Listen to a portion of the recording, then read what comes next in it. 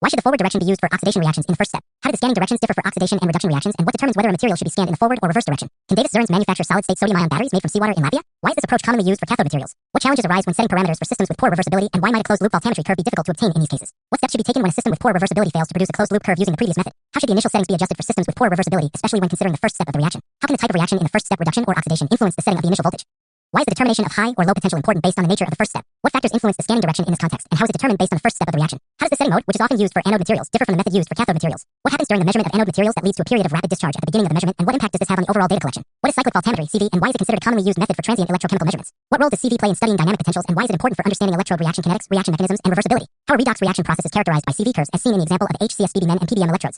How many pairs of redox peaks are present for the HCSBB MEN electrode, and what are their corresponding voltage values? What do the voltage values of 3.69/3.51 V and 3.46/3.16 V represent in terms of the redox pairs for the HCSBB MEN electrode? And what do these pairs correspond to in terms of MN3/MNI MNHS and Fe-CN63/Fe-CN64 Fe-CNLS? How do the redox peaks help illustrate the reversible intercalation/deintercalation of Na ions in HCSBB MEN electrode? Why is the MNHS electric pair at high pressure described as being highly reversible and active, and what does this imply for the overall electrochemical performance of the HCSBB MEN electrode? What is meant by fast reaction kinetics and voltage stability in the context of the HCSBB MEN electrode, and how is this demonstrated by the low voltage polarization 180 MV and 300 MV between the two redox pairs? How do the results for the PBM electrode compare to those of the HCSBB MEN electrode in terms of redox pairs, and what are the corresponding voltage values for the PBM electrode?